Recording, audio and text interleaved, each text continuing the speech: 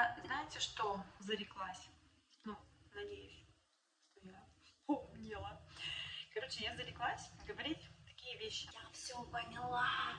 Я поняла эту жизнь. Я поняла, как это делать. Потому что каждый раз, как я доходила до этого уровня, когда я все поняла, жизнь такая. А давай еще раз проверим, хорошо ли ты поняла.